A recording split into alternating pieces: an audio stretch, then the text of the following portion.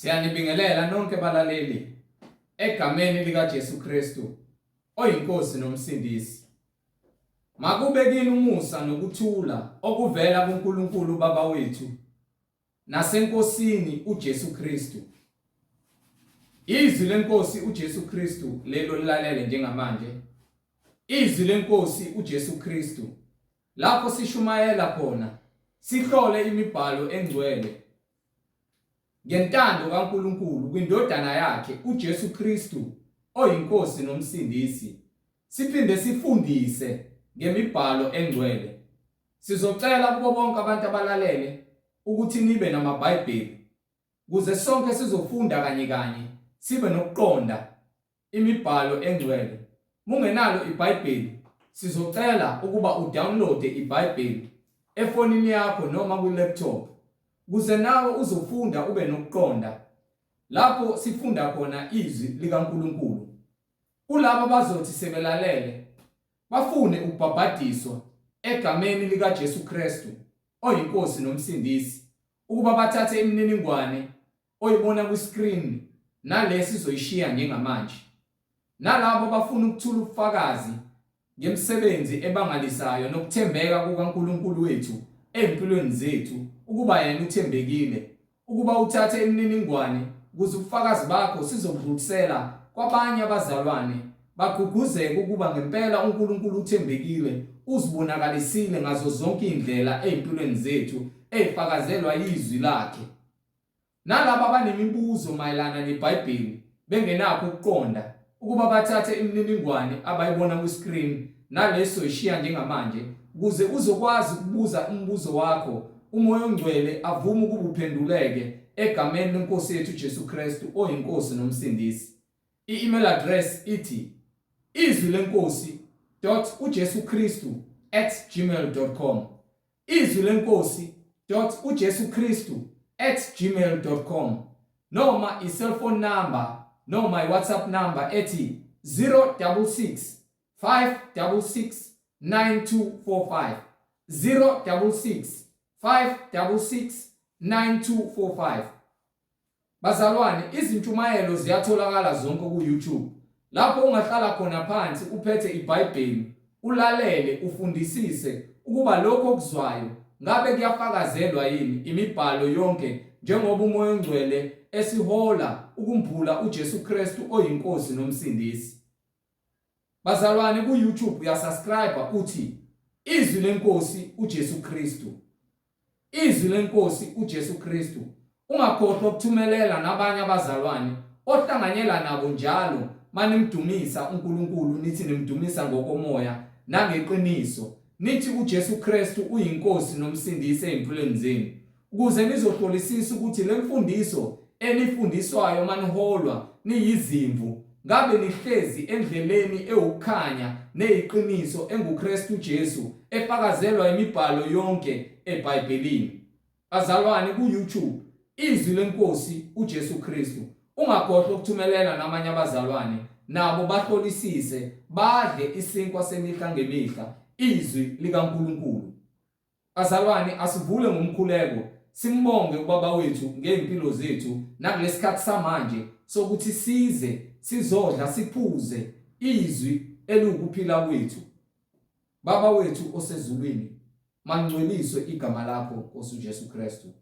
Umbuso wakho mawufike, intando yakho mayenziwe empilweni zethu sisemhlabeni njengasezulwini.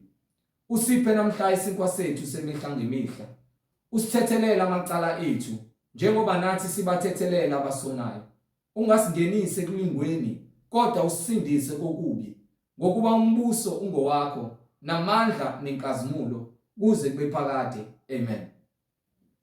Bazalwane, igama lami nginguNkanyiso Bright Zulu. Ngihamba nomfowethu uMhlengi Zondi ozobe sihola ebhula ejula kabanzi ngokwemfihlakalo yemibhalo engcwele, uMoya oNgcwele ekhazimulisa inkosi uJesu Kristu oyinkosi nomsindisi. Bazalwane, amkelani umfowethu uMhlengi Zondi. Amen. Siyanibingelela bazalwane egameni lenkosi uJesu Kristu umnini mandla onke.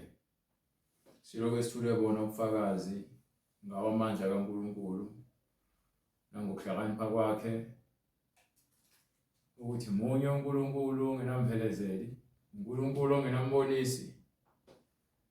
Siloke esithule kuyena udumo nezibongo, sizithoba ngaphansi kwesandla sakhe, ukuba ngaso sonke isikhathi sivume ukuthi yena uyinkosi, akhazimule kithi ngemisebenzi yakhe nangamandla akhe, ukuze kugcwaliseke ubungcwele.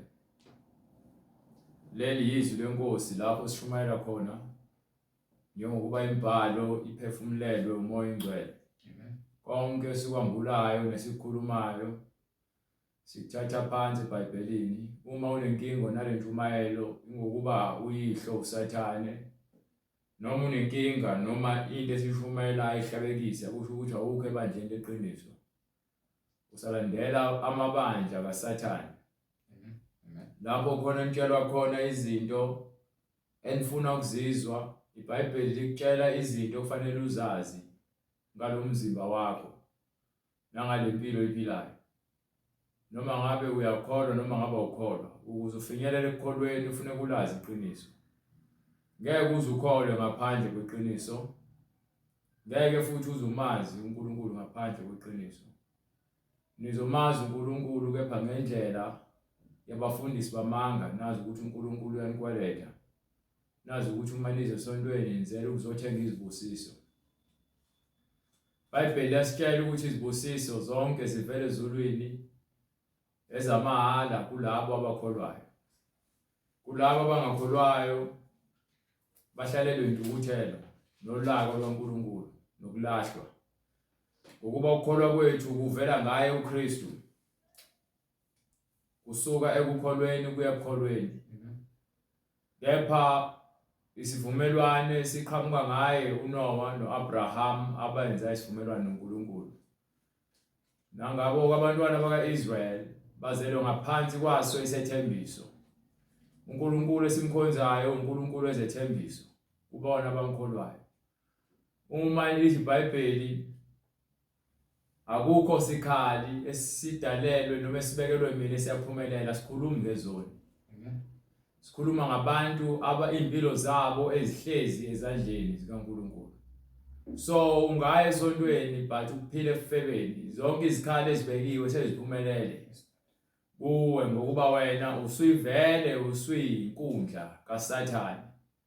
Umuntu ofebayo, ophuzayo, oqabamanga, ontshontshayo, obulalayo, ophingayo, othakathayo, nabathanda imilingo, nabenzi bezinto ezimbi, nabahlebayo.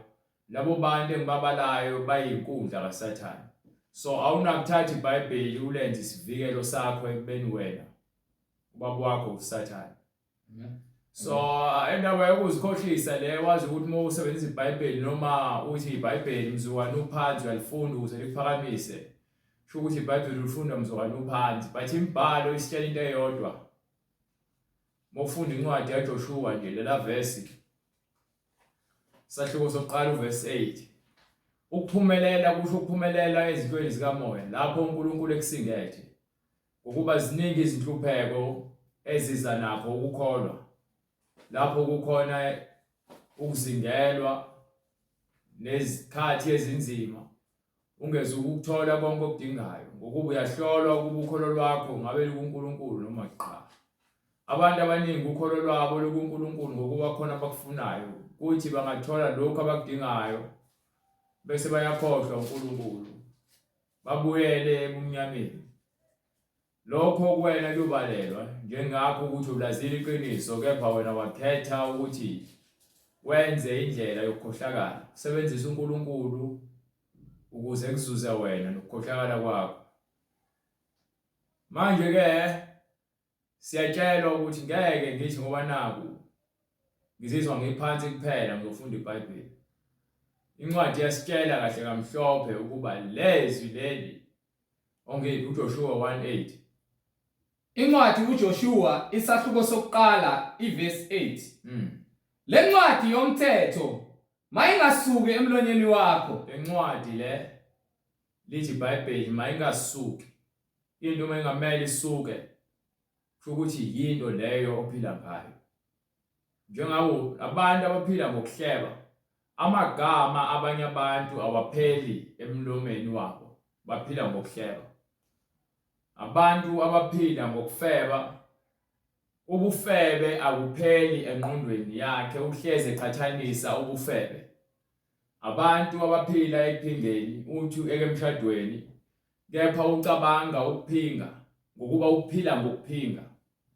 Manje uma uphila ngobungcwele, ubungcwele yinto ekufanele uyikhulume, uyidle, uyilale, uyihambe, uyiphefumule. Njengoba usuke uphile esonweni. Manje awukwazi ukuthi uzothi wena ususindisiwe mawuzitshela. Kepha umzimba wakho, nenhliziyo yakho, nomoya wakho usayithuluzi lokuganga, nokungcola, nokuba isikhohlakali. Ngeke kwenzeke lokho soze. Ingakho leke ithi iBhayibheli noma ithi kuyoze kube nini nimanqikanqika phakathi kwezinhlangothi zembili. Uma uNkulunkulu enguyihlo hlala kuyena. Kanjalo uma uSathane noma uBhayili baba wakho hlala kuyena. Ngeke ukhonze amakhosi amabili.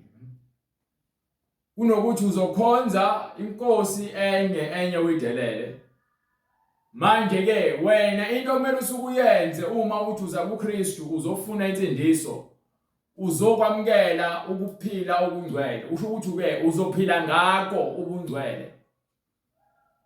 Ngeke uze uphile ngabo kwesinye isikhathi ungaphili ngabo. Ingakho ke iBhayibheli isitshela ukuthi ke lencwadi yomthetho mayingasuki emlonyeni wakho, mayingasuki kanti mekuyasuka ilapho khona esuke ngqongqoza khona uSathane efuna indlela yokungena. Ngakho ke indlela yokususa uSathane empilweni yakho, nasemlomeni wakho, nasenhlizweni yakho ukuthi uphile ngokukholwa nangezwi. Akukhathalekile ukuthi ngabe kunzima kangakanani. Izwi ilona elingumduduzi, izwi ilona elingumkhuthazi, ilona eliyindlela nokuphila. Ngokuba ke lona likaNkulunkulu akulona lomuntu. So uma ethi umuntu hayi iBhayibheli lafika nabelungu, uSathane uqedile ngalowo muntu. Akasayona ngisho inkundla kaSathane. Useyimfaduko kaSathane, sekusulwa ngayo yonke into ukuthatha kuphoswe lapha. Usazi uSathane kuphela. Yilabantu laba bathi ke angenza noma ngabe yini for imali. Uhleze buza abantu kubenze kanjani ukuba baphumelele. Lokho abamtshela kona ufuna ukukwenza. Nomunye ubona abantu bazane bebahla umuntu wesifazane athi wenza ngani bamtshele.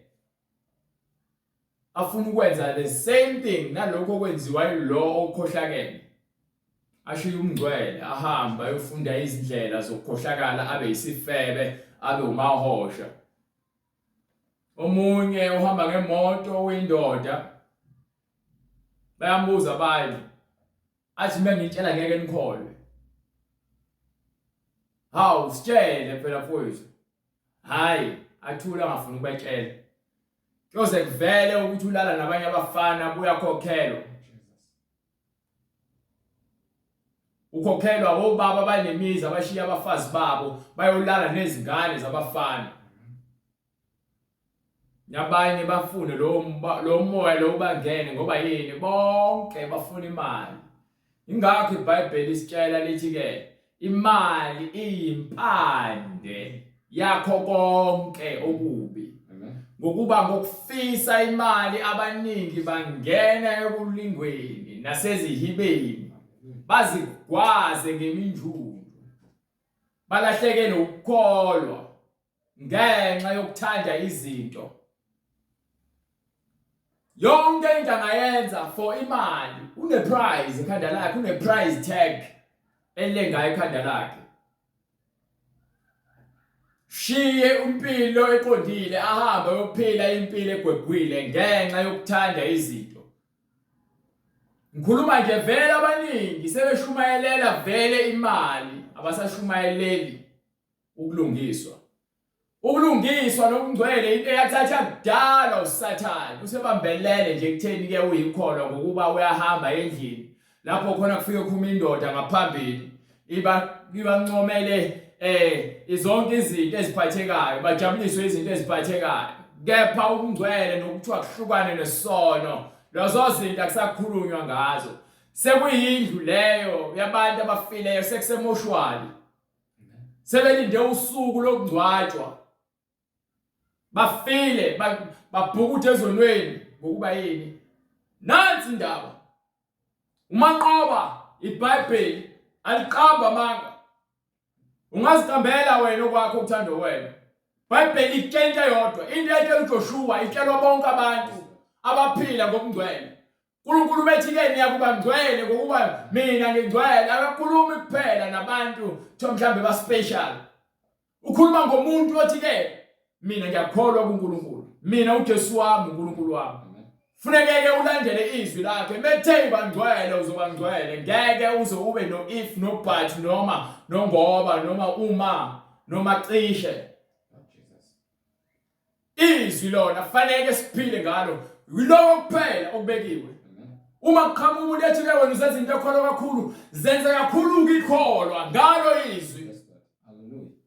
Ungadlala abantu la uSathane usebenzisa lonke uhlobo lamathuluzi ukuze awise abantu ekukholweni. Ngaba abantu bayakholwa benza ukuganga bese ubatshela into zabo ezokuganga ukuthi ke wena mawenza lokhu ukhohlakele. Athi umuntu hayi wena usukuzenza ungcwele kakhulu. Kufanele ngenze njani? Ngivumele wena uhlambalaze igama likaNkulunkulu ngemisebenzi yakhe engcolile ekubeni uthi uyakholwa. Lokho nithi akekho umuntu operfect. Si perfect uma sifuna indlela yokungcwele. Ngokuba lo sibizile uperfect. Hallelujah. So ukuze thina sizifana naye, fanele senze lokhu yena siyalela ukuthi sikwenze. Ndaba ke sontweni iminyaka, kepha ngabantu sabanyanya nabantu abazondayo. Nabantu abafuna ukukhulumisana nabo ngenxa yokuthi wena uzibona ukuthi ungcono kunabo. Lokho ngeke kukuholele ndawo, uza kukubulala ngokuba kwandisa ubutha ngaphakathi kwena. So uma ulazi izwi njengoba isho imibhalo ithi ke labo abazi noma baphila ngomthetho baphila nangakho konke okuphakathi emthethweni.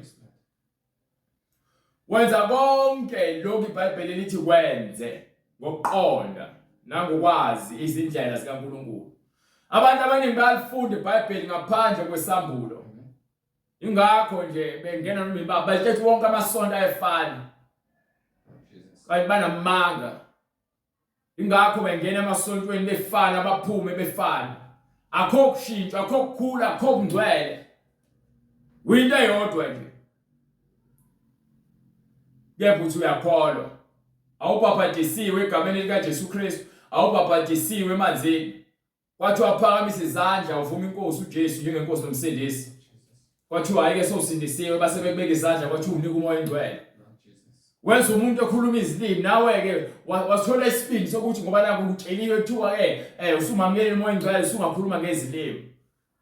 Sengikhuluma ngezilimi ngoba naku niyakopelana ngoba naku umoya engcwele ukunika ukuthi ukhulume ngezilimi. Nina ningabazenzisi.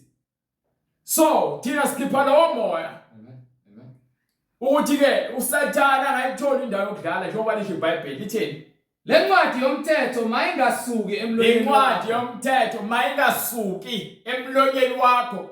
Kepha wozindla ngayo Kepha hlinza ngayo ukuthi ke imini nobusuku uma uthola isikhathi ngaso sonke isikhathi uhlezi uhlele encwadini kusukela kuGenesis uze kuphuma kuRevelation. Uma uzwa intshumayelo ekuthiwa vula khona iBhayibheli, uthatha iBhayibheli lakho uyalivula uyabheka unento ekhulunywayo nento eshunyelwa ikhona leBhayibhelini. Uyahlola imibhalo. Why? Ngokuba uJesu ushilo uthi hlolani imibhalo ngokuba nithi kuyona ninokuphila okuphakathi. Iyona ke kanye imibhalo efakaza ngapha. Kepha ngeke nize kimi uze nithole ukuphila. Kepha maqhamuka umfundisi wamanga noma umprofeti wamanga noma umpostoli wamanga enilethele izithembiso zamanga, niyabanika udumo nenhlonipho bajabulele nize ba celebrate. But mase kuvula iBhayibheli niyaqala nibika amazabazaba nibeke lokhu nalokhu ya kuba yini iBhayibheli alilazi ningamavila voxo nikhuthalele lokhu okuzojabulisa inyama mase kuziwe ekuphileni niyaqala nibike konke engakubika ukuze ke nibalekele ukuphila. Ingakho uJesu ethi ngabazenzisi wayeqinisile uIsaya labantu bangikhonza ngezindebe zabo kuphela angiphele emlomeni wabo kepha izinhliziyo zabo ngikude nabo. Haleluya. Bengabanyanyekayo kuyona yonke imisebenzi emihle abanamsebenzi abanaprofit abananzuzo. Yebo wozindla ngayo imini nobusuku. Zindla ngayo imibhalo imini nobusuku Ukuba uqaphele ukwenza njengakho konke okulotshiwe kuyo. ukuze uqaphele ukwenza njengakho konke okubhaliwe nokulotshiwe kuyona lencwadi. Lalela abantu abaningi abazi ukuthi yini ukulingwa ukuba yini akaphili ngeBhayibheli. Abantu abaningi abazi ukuthi yini ukuphila esonweni. Why? Ngokuba balazi iBhayibheli.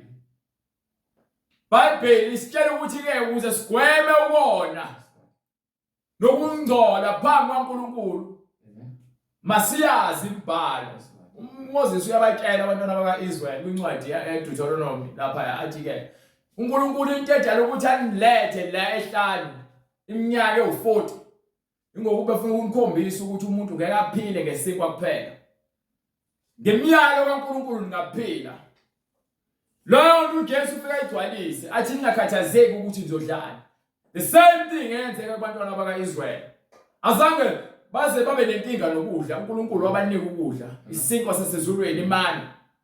Impahla zabo azange ziguge. uNkulunkulu wabagqokisa 40 years behamba ehlanu. Azange bancane uNkulunkulu wabanika amanzi khona bedelela. So ngeke ungitshele ukuthi khona engahluli uNkulunkulu. Ngenxa yenhliziyo yakho engaphandle ingakho ke ungakwazi ukuzibamba ufuna konke okubonayo. Ingakho abantu bayakholwa bambe bothwala bebanga amaKristu. Akho uMkristu othwele.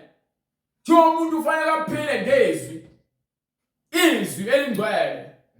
Uma uphila ngezwi labaprofeti bamanga ke uzohamba uyothwala ulanda izwasho namanzi abusisiwe novaselini ababusisiwe ufake nezinhlamvu esinqeni kanye namabhande ezingalweni ugcabe uhambe uyohlaba uhlabela amadimoni bese lokuthi usilisiwe fake iziphandla ube isangoma uthi uyakholwa ubona izangoma zijikele izinsika zithi zidansela uNkulunkulu kuphethwe neBhayibheli kepha alifundi iBhayibheli. Babhizi benza amaladi bahlaba inkukhu babeka oswidi nobanana la. Amen. Baphuze khona labadakwe bashayane balumane bethi babavukwe imoya. Usathana abantu ababamba abantswinye bezitshela ukuthi benza kahle phambi kwamehlo kaNkulunkulu. The next thing bavukwe esihogweni. Lapho khona niyobe khona nilumana khona ngida. Nishaya izigubhu khona njikela izinsika nisha nempethu zakhona futhi ezingafa. Uma ungayithandi lento engiyishoyo vele ngokuba yini usubhujisiwe ngenkohliso nangokukhohlakala. Ayikho igospel esingayishumayela ngaphandle kokukutshela ukuthi ke uNkulunkulu wathumela indodana yakhe ukuba ke izofela thina. Uma ifa ifela ukulunga so nathi ukuze sifane naye njengoba yavuswa ekufeni fanele silingise silunge phambi kwamehlo kaNkulunkulu. Asina double up. Asinakuzilandulela. Izithi incwadi lapha kwincwadi yamaRoma ufuna ukunikhombisa ukuthi iBhayibheli alikhulumi nani kuphela likhuluma nami uqobo futhi alingincengi futhi. Angeke ke ngithi mina ngizomalanga ngizonincenga ukuthi ke niqhubeke nihlale ezonweni. Ngizonincengela ukuthi nibuyele eqinisweni. Ukuthi niphile ungcwele lento enginincengelayo ngincenga ngalo iqiniso. Angincengi ngokuhlakanipha kwami. Ngephe incwadi yaseRoma sahluko 2 verse 1. Incwadi kwabaseRoma isahluko sesibili verse lokuqala. Ngakho awunakuzilandulela wena muntu. Ngakho ke nami uqobo anginakuzilandulela. Noma ungubani, Noma ngabe ungubani owahlulelayo. lezi ndaba mina njengoba ngimla angahlulela abantu mina. Ngahlulela isono.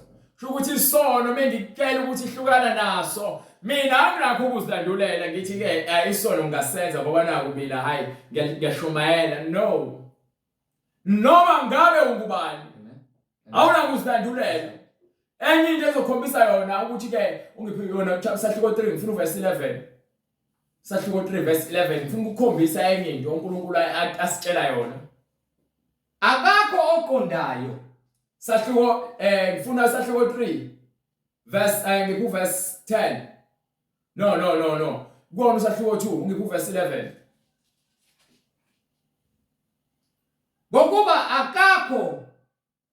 ngokuba akukho ukukhetha umuntu kuNkulunkulu akukho nakancane ukukhetha ubuso bomuntu phambi kaNkulunkulu so ke anginakho ukuthi ke hayi mina ngingcono kunawe nope ezindaba ithi yabona njengoba nangalo Sahluko 3 verse 10 starting from verse 10 izokucacisela njengokuba kulotshiwe ukuthi lithi iBhayibheli njengokuba kulotshiwe ukuthi akakho olungileyo ezindaba ingakho ukutshela ukuthi mina ke angikwazi ukumala ngithi hayi ngingcono kunawe noma ngingcwele kunawe no uma ngithi ke lithi iBhayibheli angishongo mina ukuthi ngicwele wena uthi ngingcwele kunawe ngokuba uyabona ukuthi mina ngiyiqiniso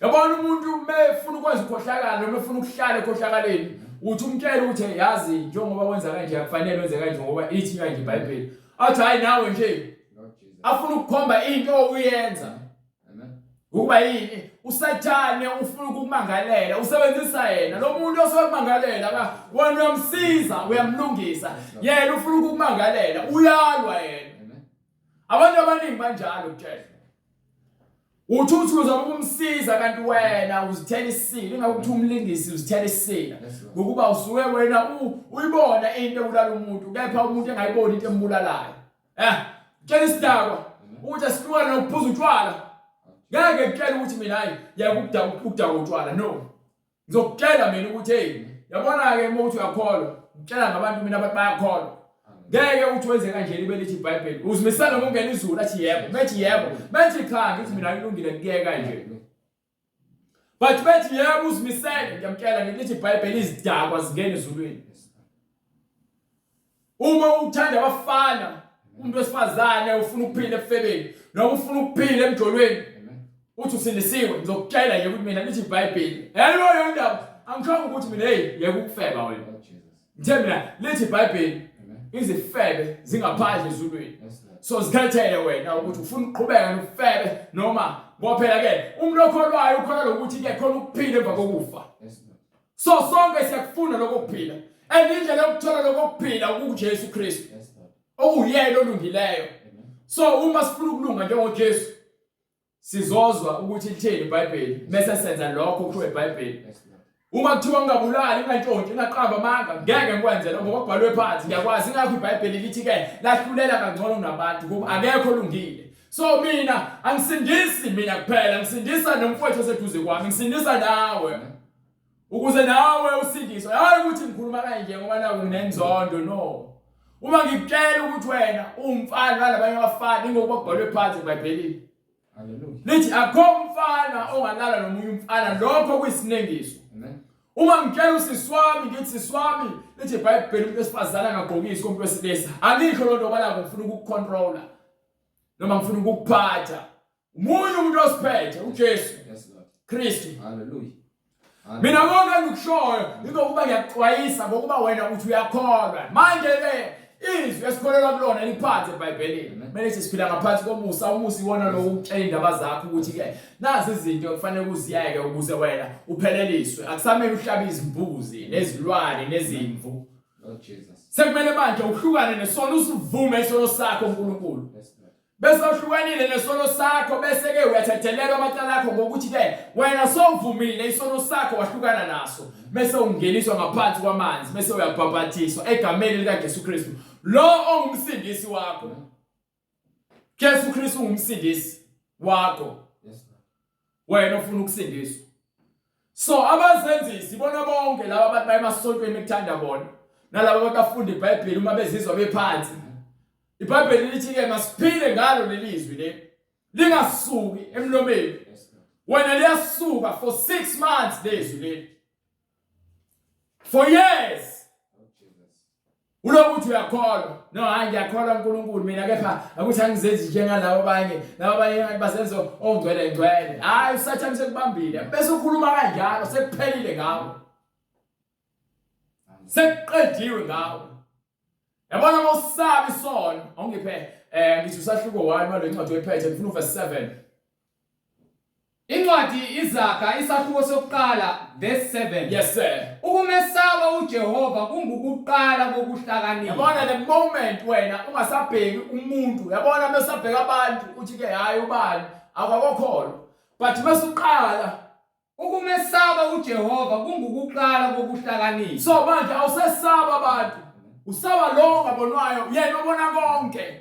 Iziwula ziyadelela ukuhlakanipha. So iziwula ilabo bona abazitshela bahlakaniphile emehlweni abo. Ngokuba yini benzela izinto abanye abantu. Mina ngenzela into. Ukusindisa kwami ngikubeke ezandleni zikaNkulunkulu. So ngiyazi ukuthi uNkulunkulu uyahlala enhlizweni yomuntu. Akutshela ukuthi no lokho kwenzayo akuvumelani nami. But ngeke uNkulunkulu ahlale enhlizweni yakho wena ungalazi izwi lakhe. Soze futhi ngeke uNkulunkulu ahlale enhlizweni yakho ungaye esontweni leqiniso uhambe ibandle lamanga. Ngokuba yasitshela futhi lencwadi ngoba uqala kwakho ukumesaba uNkulunkulu noma ukuhlakanipha.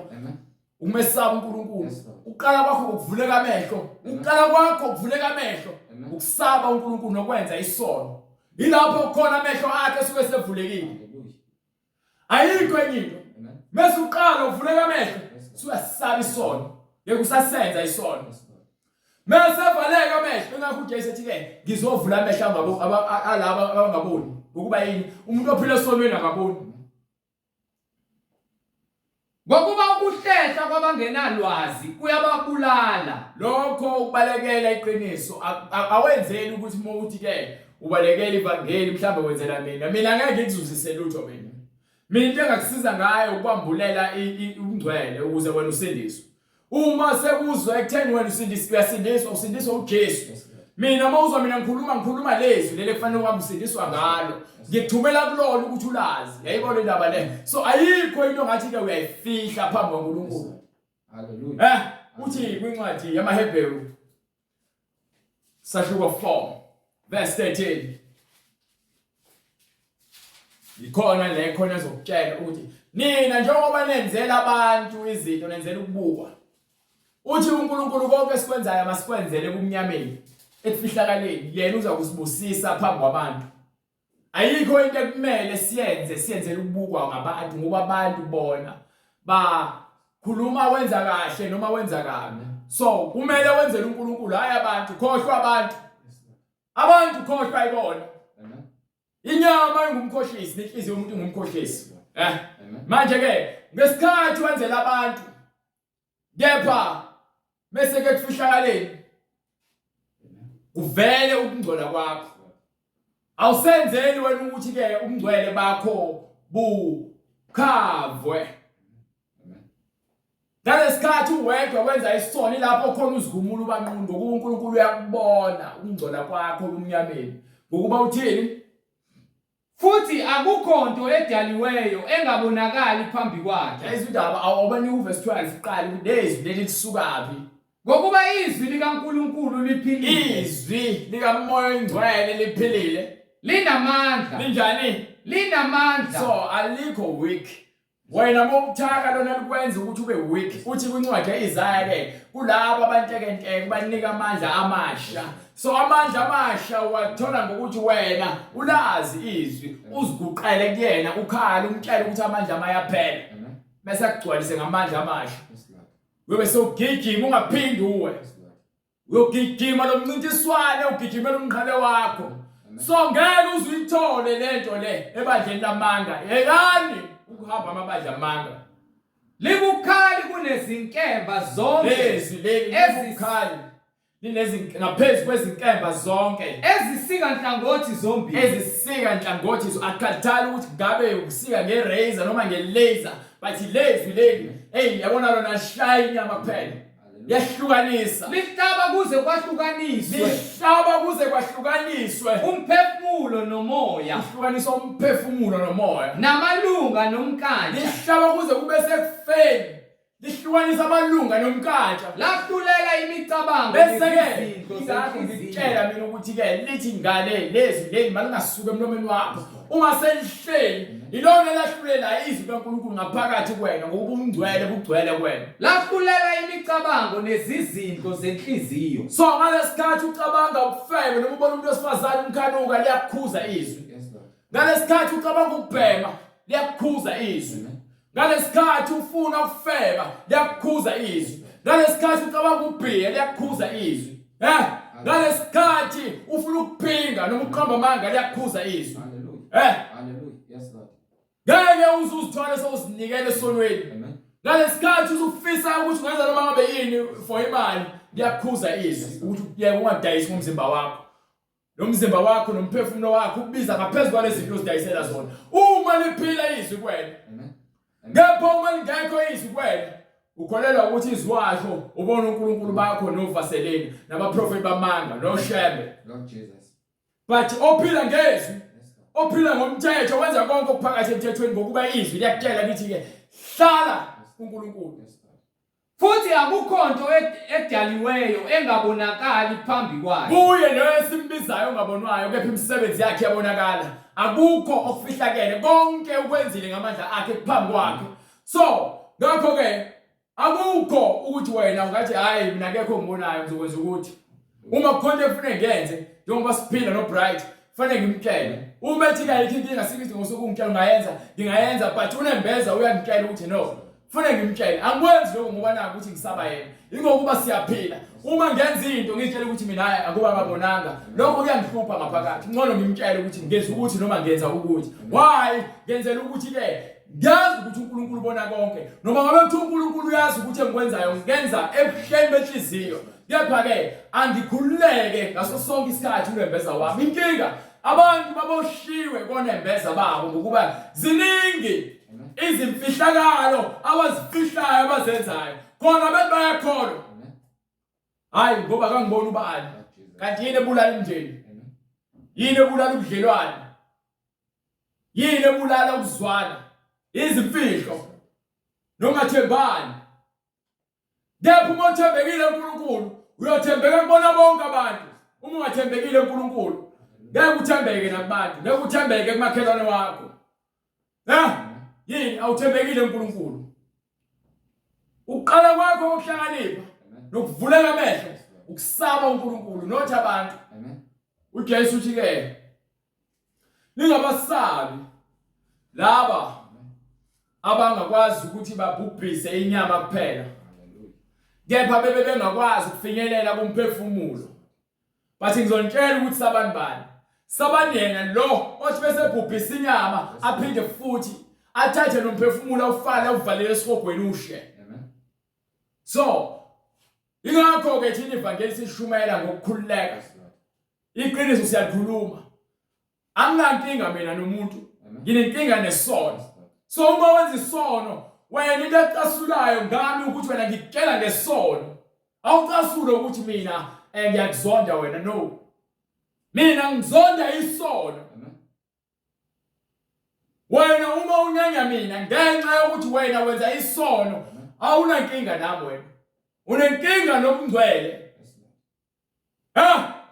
awunankinga nami wena ubungcwele buyakushisa njengoba lisho izwi likaNkulunkulu libukhali ngaphezu kwezinkembe ezibukhali macala onke lihlaba kuze kube sekufeni lihlukanise inyama nomphefumulo umphefumulo nomoya lahlulela imicabango yonke lemihlinzo nayo futhi akukho nto edaliweyo engabonakali phambi kwakhe akho lutho olufihlakele uNkulunkulu kepha konke kwambuliwe kusobala emehlweni akhe khona nalento le abantu bathi hayi uNkulunkulu uyazi inhliziyo yami ngiyamthanda so njengoba ngifakile lezo zokufakela ngizifakele nje unamanga uzifakele impakamo ngoba yini awanelisekile ngale ndlela uNkulunkulu akudale ngayo uzibona ukuthi umuntu ngenwele zokufakelwa Uzibona ukuthi umuntu ngenza inzipho zokufakelwa.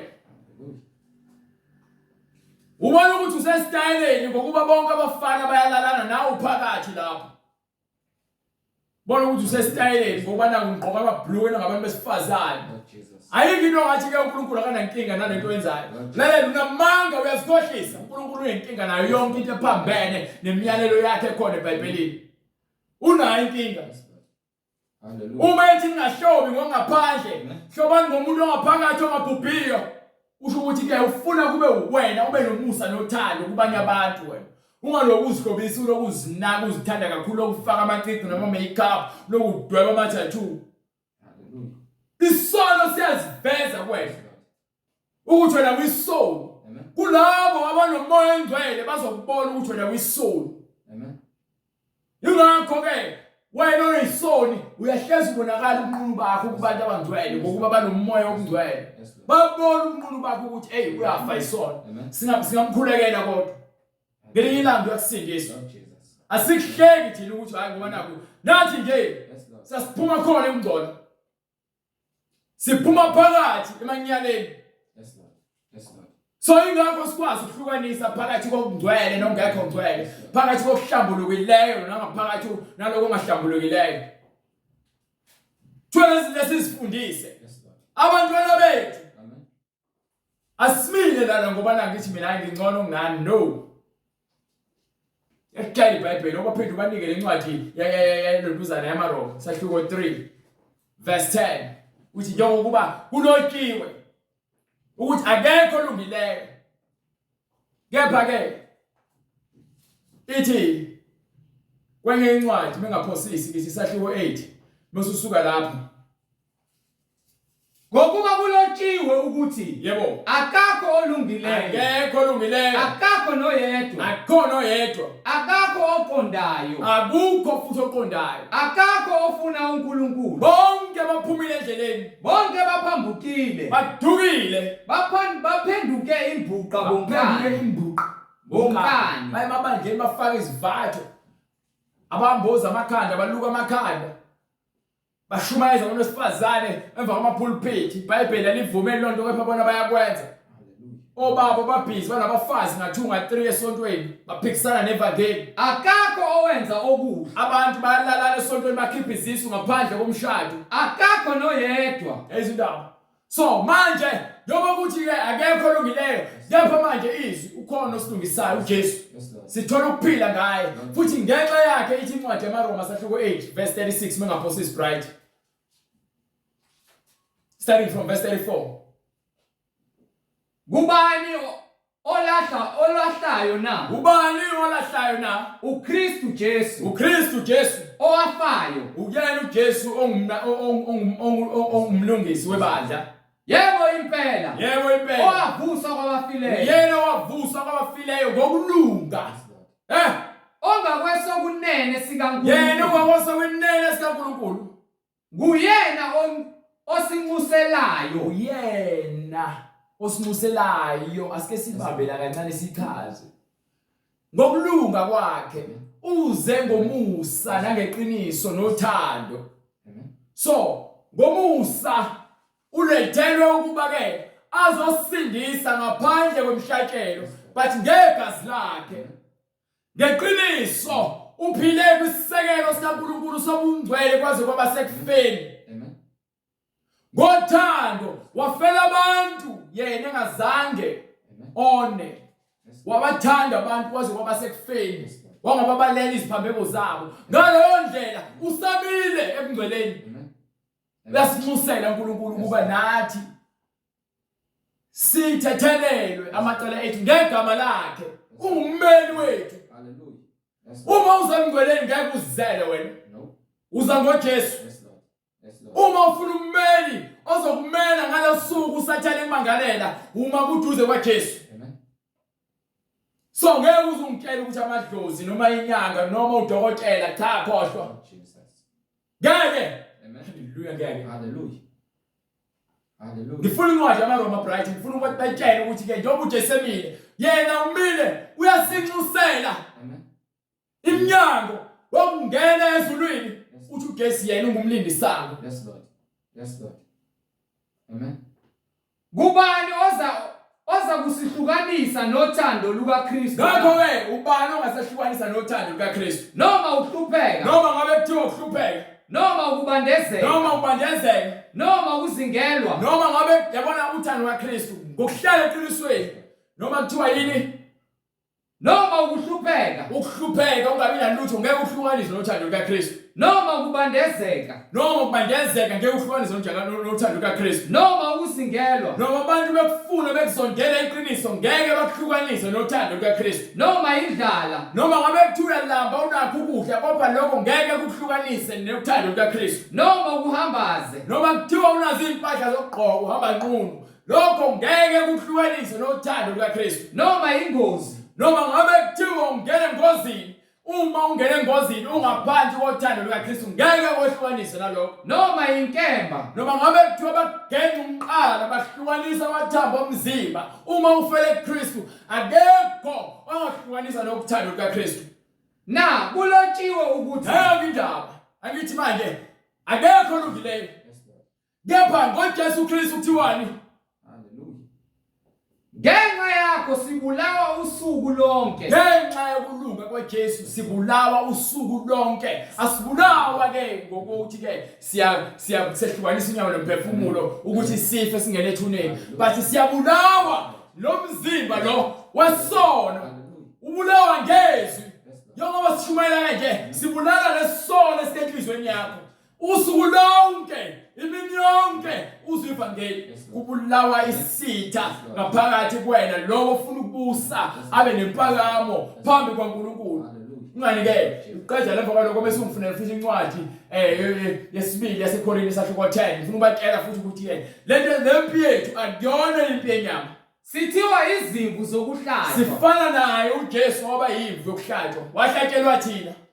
So before uqhubeke uhambe kwincwadi yaseKorinte bakufuna incwadi le yakhona kumaRoma sahluko 12, ngifuna from verse 1. Njengoba kuthiwa ke sifana nekuzimvu eziza kuhlatshwa, njengoba yena waba yimvu emsulwa engenaqala engcwele phambi kwamehlo kaNkulunkulu. Ngakho ke uma ngithi mina ke angincengeli ukuthi nihlale ezonweni, ngincengela ngeqiniso ukuba lihlale emngcweleni, nibuyele endaweni efanele. Njengoba lisho incwadi yesambulo ithi ke buyela kuthando lakho lokuqala, ngale kwalokho ubungezi ngiyeza masinyane. Ngakho ngiyanincenga bazalwane ngobubele bukaNkulunkulu. Manje ke bazalwane siyancenga ngobubele bukaNkulunkulu ukuba ninikele imizimba yenu. Ukuba ke ninikele imizimba. Izindaba lithe siyabulawa usuku lonke njengoba kulotshiwe. Ngenxa yakho sifana nezimvu ezizakuhlatshwa. Manje ke imvu ezakuhlatshwa uNkulunkulu efuna umnikelo wemvu ngomthetho kaMose wathi ufuna ongenasici. Akufanele ibe namabala noma isoleke ibe nasihla nambili. Haleluya. Njengoba nencwadi yaseEfesu ithi ke uJesu mebuya ubuyela ibandla lakhe fanele libe msulwa, ligezwe lihlanzeke ngesigezo samanzi ngezwi. Haleluya. Lingabi nasihla nambili, lingasoleki ngokuba yena uperfect. So nathi ufuna sibe njani? Sibe perfect. Amen. So uma nje iBhayibheli ngiyanincenga bazalwane. Amen. Haleluya. Ukuba haleluya. Ngakho ngiyanincenga bazalwane ngobubele bukaNkulunkulu ukuba ninikele imizimba yenu. Sinikele imizimba yethu Ibe ngumnikelo ophilileyo. umnikelo ophilileyo engikhuluma ngawo kufanele ungabi naso isono uzosoleka phambi kwaNkulunkulu. Otholakala kunento ezokuthiwa hayi wena uphilile ebufebeni, awuzange uyeke ukubhenga, awuzange uyeke ukuntshontsha, awuzange uyeke ukuqamba amanga, awuzange uyeke ukuzonda wena, awumthandanga umakhelwane njengoba ke uzithanda wena. Ibe ngumnikelo ophilileyo. Kufanele sibe umnikelo ongcwele njengokusho kwembhalo. Ongcwele Othandeka kuNkulunkulu. Othandekayo njengoba uNkulunkulu ewufuna. Kube ngukukhonza kwenu kokuqonda. Ukukhonza ngani? Kube ngukukhonza kwenu kokuqonda. Manje ungitshela ukuthi uzokhonza kanjani ngokuqonda? Njengoba ithi incwadi kaJoshua ke phila ngaleli izwi lingasuka emlomeni wakho. Uzokhonza kanjani ngokuqonda ungalazi izwi? Kepha ozindla ngayo imini nobusuku. Uzophila kanjani ungcwele ungahlinzi ngezwi likaNkulunkulu? Ukuba uqaphele ukwenza ngakho konke Ukuze uqaphele ukwenza ngakho konke okubhaliwe phakathi kule ncwadi. Uzophila kanjani ngokuqonda ekholeni kwakho uma kukuthi wena awuhambi ngale ncwadi? Ningalingisi lelizwe. Elizwe iBhayibheli lithini? Lithi ke singalingisi lelizwe. Imake menisho kanje futhi ngivulele incwadi kwincwadi yokuqala kaJohane Bright sahluko 2 verse 15. Liyakutshela iBhayibheli lezinto lezi angiplani ukuthi ngizothini wena. Uthi uma ngivele ningalinge nicabange noma niplani ukuthi nizothini. Uthi bese kufike mina ngiyakuzikhulumela noma benithatha benibeka phambi kwamasinagoge noma phambi kwabahluleli noma phambi kwezimantshi. Menifika khona nibe senikhuluma nibe ngasakhulumi nina. Amen. Kube sekukhuluma umoya ingcwele. So uma iBhayibheli lithi singafani nalelizwe. Ngoba yini? Incwadi ngokukaJohane isahluko sesibili verse 15. Yes sir.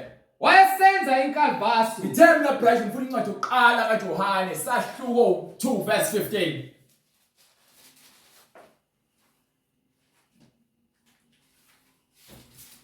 Lo umqondisi lo ngoba naye afika ngale ebuya eJerusalem efika abantu bedayisa wathatha isikalvaso wafaka uswazi wakhipha ebandleni naleli izwi lesiliphethe likhipha isono ngifuna verse 15. Incwadi yokuqala kaJohane isahluko sesibili verse 15. Ngale kwincwadi yamaroma kuthiwa singafani nalelizwe.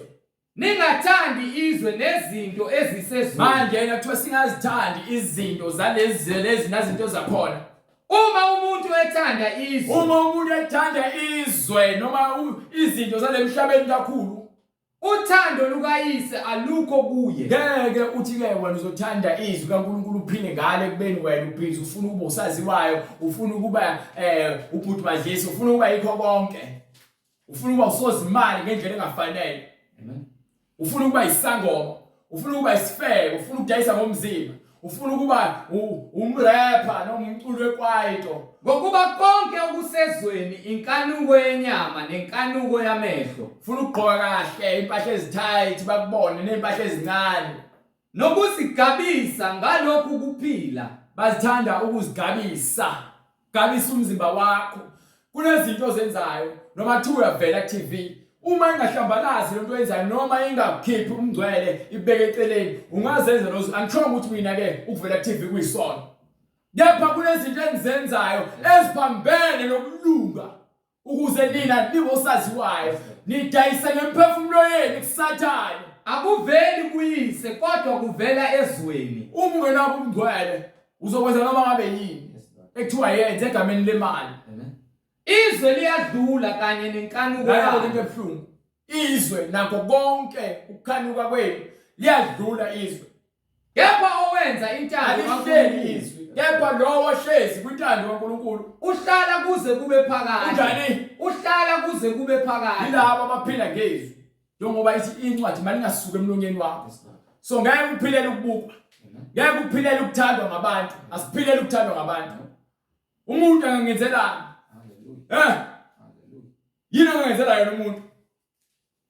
Ngiphe le ncwadi le yakhe ngifuna manje.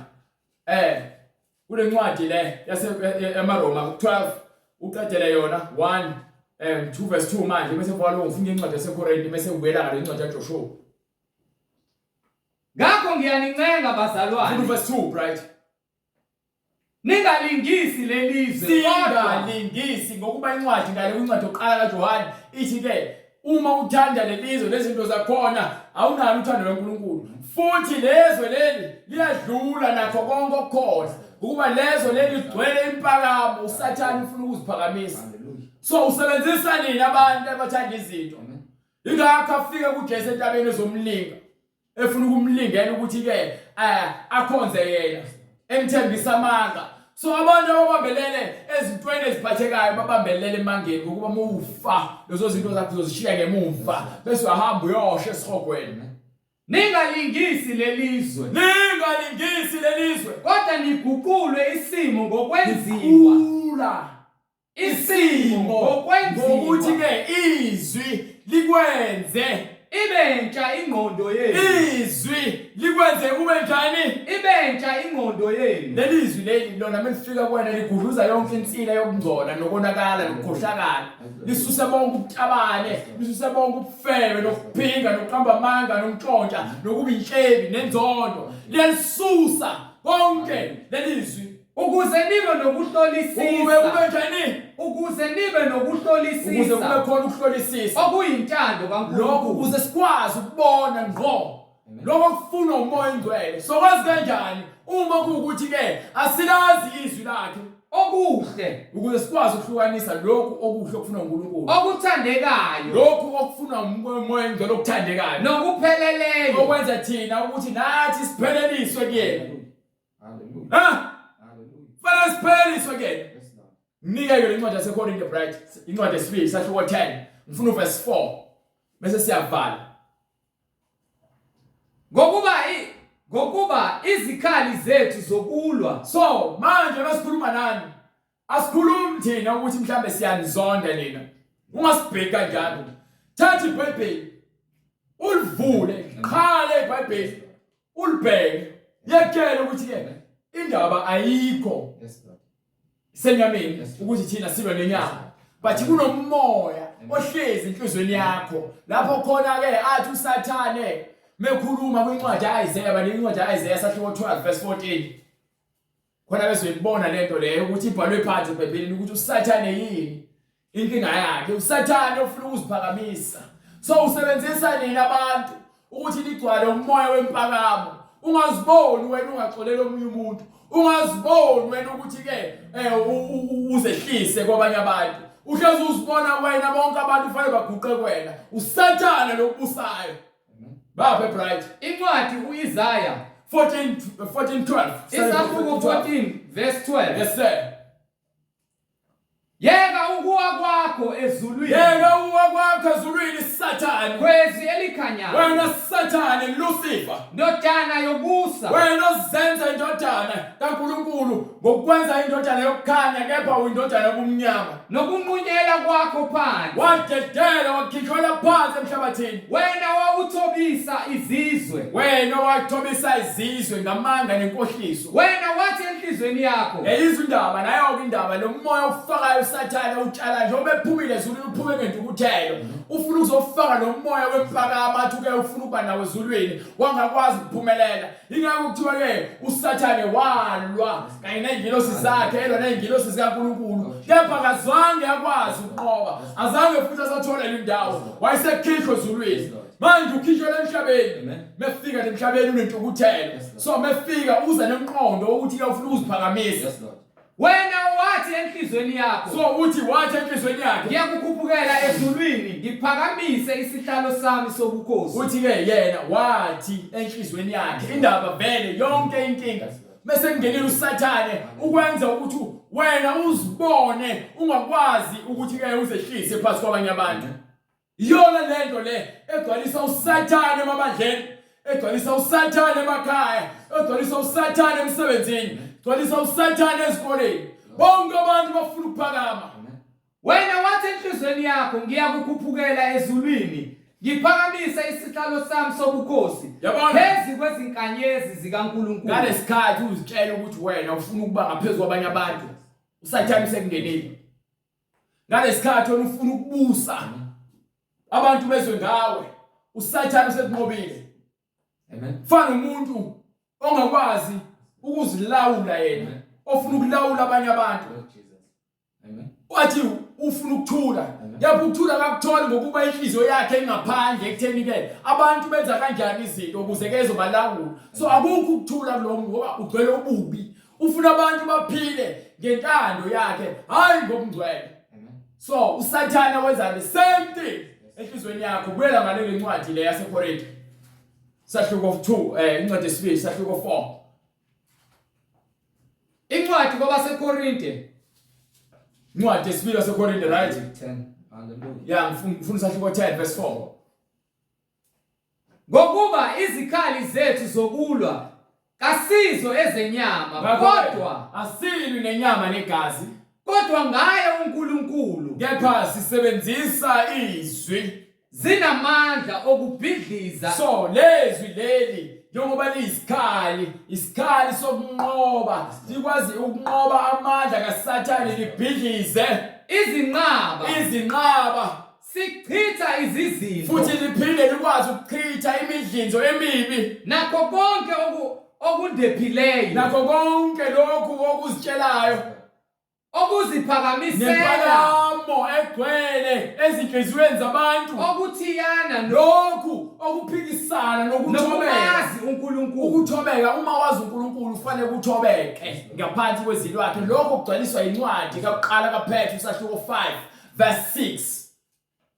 Lokho ngikushoyo ukuthi ke uma uza kuNkulunkulu noma ufuna ukumazi uNkulunkulu iyakutshela incwadi. Incwadi yokuqala kaPetru right isahluko 5 verse 6. Incwadi yokuqala kaPetru isahluko sesihlanu verse 6. Ngalokho zithobeni phansi kwesandla sikaNkulunkulu esinamandla. Ezindaba uSathane ufuna ukuphakama. uNkulunkulu ufuna sizithobe ngaphansi kwezwi lakhe. Manje ke wena mawuziphakamisa uzibona ukuthi ulamandla. Inkohliso leyo uSathane afuna ukuthi igcwale kuwena okwesikhashana. Kepha ke isikhathi sokuthi uthotshiswe yilesi khona uSathane yobe sekuhleka. So ushana esihogweni ethi wena wesilima wangilalela wangafuna ukuzwa umuntu okudalile. Iyona nje ubulala abantu abaningi manje ukuthi ngoba naku banemali abamdinga uNkulunkulu. Ngoba naku baphila kamnandi abamdinga uNkulunkulu. Bangena emaphathini emadilini nasemgedini bayabusa benza kamnandi yonke into kumnandi basebenzela ukujabula. Bathi injabulo yabo eyesikhashana. Thina abantu esingcwele nabantu abafuna ukungcwele sifuna ukuphila lokujabula okuphakade. Akuzi ngemali, akuzi ngotshwala, akuzi ngamantombazane, akuzi ngobufebe lokuphila. Lord Jesus.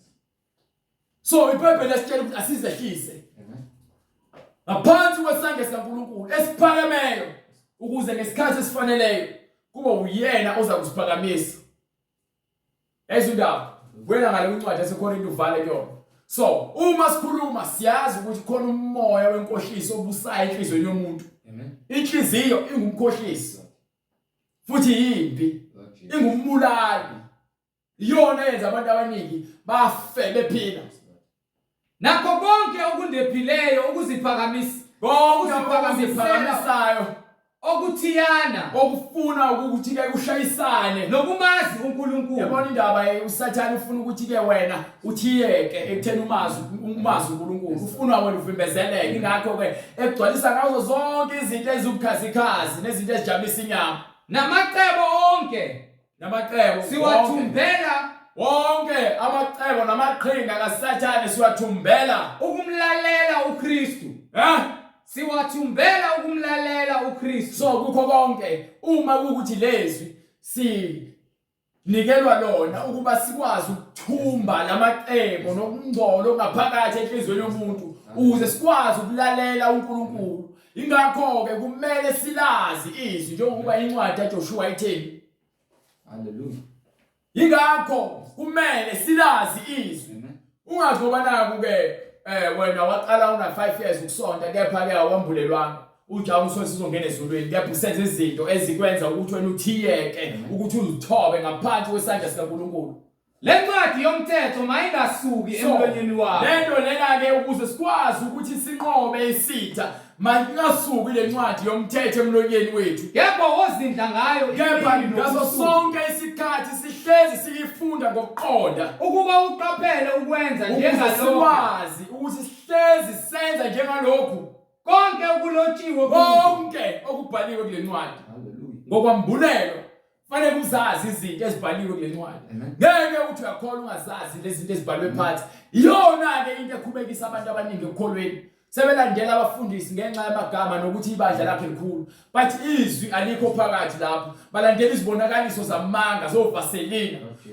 Nokuthi kulandwa abantu abangakhubazekanga kuthiwa abakhubazekile. Kuthiwa bayasukunyiswa neziwasho. Nayo yonke imfucuza leyo ukuthi ke antshela ukuthi hlukana nezono. Thiwa ke kulungile uNkulunkulu uza kunibusisa sizoni sonke so akufanele sizikhathaze uJesu sesifele. Lalela uzofana yakho lokho esihogweni uqamba amanga lawo wasathana. Ukukhubekisa banika incwadi ezenzo. Sathane wanibopha ngamaketanga ukufa ukuthi ke ningatholi ukuphila. Niyavuma nani ngokuba yini? Seniphila kulezi khathi lapho khona ke senizigoqela abafundisi abazontshela izinto ezijabulisa inhliziyo zenu. Senithatha amadlebe enu awaflathelisa iqiniso. Ukuba amadlebe nayabatshwa nifuna lokho okuzojabulisa inhliziyo zenu. Niyaphakathi esihogweni uma ningaphenduki. Incwadi izenzo isahluko sesibili verse 38. So into esishumayelayo ukuthi sibuyisele wena kuJesu. Amen. Baphe uPetru wayesethi uPetru wathini? Phendukani. Nanti kumele senze thina abazalwane ukuphenduka ezonweni zethu. Yiloyo naloyo abhaphathizwe. Wonke umuntu ophendukayo ovuma izono zakhe fanele abhaphathiswe egameni likaJesu Kristu. Kukho ukuthethelela kwezono zethu. Ungabhaphathiswanga egameni likaJesu Kristu akubhaphathiswa. Angathali ukuthi ubhaphathiswe kangaki umbhaphathiswe ubani. Uma ubhaphathiswanga egameni likaJesu Kristu kukho ukuthethelela kwezono zakho. Angeke uzongena izulu khohlwa. Khona niyakwamukeliswa. Khohlwa ngiyakutshela nje. Isiphiwo sikamoya oyingcwele. Ukuze samukeliswe isiphiwo sikamoya oyingcwele. Ngokuba isithembiso ngesenu nabantwana bethu. Isithembiso ngesethu nesabantwana bethu. Esabo bonke abakude. Bonke inkosi uNkulunkulu wethu eyakubabiza. uNkulunkulu wethu eyakubabiza. Wafakaza nangamanye amazwi amaningi ayala wathi. Amazwi amaningi wathini? Zisindiseni kulesizukulwane esiphambene. Konke kusezandleni zakho. uJesu usebenza umsebenzi uqediwe. Nathi siyawenza lo msebenzi uJesu awusho. Wathi umuntu olalela mina uyokwenza lo msebenzi nangaphezulu. So ke lo msebenzi osenzayo umsebenzi uJesu awenza. So wayesefela thina ukuthi silungiswe. Nathi ke manje senza lo msebenzi athi kuyaswenza. So akekho umuntu ozokusindisa ngenkani. Akufoswa umuntu. Thina sitshela into ebhalwe phansi ukuze wena ulungise indlela yakho, ulungise indaba yakho noJesu manje usaphila. Angeke uzuthethelele izono zakho zofika. Ngakho ke ingakho iBhayibheli lithi ke zisindiseni lesizukulwane esiphambene. Angeke ozokusindisa wena uzosindisa wena. Uyothi bese ufuna ubhabhadiswa njengoba sishila imininingwane, uyobe sosithinta kuyona. Njengoba futhi uyibona ku screen. Uyobe sosithinta kuyona imininingwane leyo sikwazi ukuthi senze isibonelelo ukuthi sifinyelele kwembhabhadiso egameni likaJesu Kristu. Ngomusa nothando siyabonga abazalwane siphinde sibonane ngokuzayo uma inkosi ivumile. Baba uNkulunkulu namandla egameni likaJesu Kristu siyabonga. Musa wakho nothando senzele wona. Ukuba baba wena usilethele insindiso nomusa neqiniso ukuba sikwazi ukubona ubunqunu bethu bese emva kwalokho sigqokiswe ngeqiniso lakho noma ubungcwele bakho. Sithi baba umoya wakho engcwele mawehlele kithi. Intando yakho yenziwe. Siyazendla laphambi kwakho uNkulunkulu sivuma izono zethu ukuba wena usihlambulule usigeze ngezwi lakho eliphilileyo. Uphinde uNkulunkulu uthinte inhliziyo zabantu abalizwayo izwi ukuba vume ubunqunu nokuthi usathane ukudlala ngabo beze ekhanyeni kuKristu bese uNkulunkulu bathethelele izono zabo ngokuzivuma bathethelele babhaphathise egameni likaJesu Kristu ukuze bamkelise umoya engcwele njengokuba umoya engcwele ebanika ubungcwele nokukhuluma kwezilimi njengomoya ukubanika ukuphimisela kungabi intando yomuntu kepha makube ngomoya engcwele okwenzayo konke ukuze abantu beze kusindisweni ngokuba siphila kuzona isikhathi zokugcina.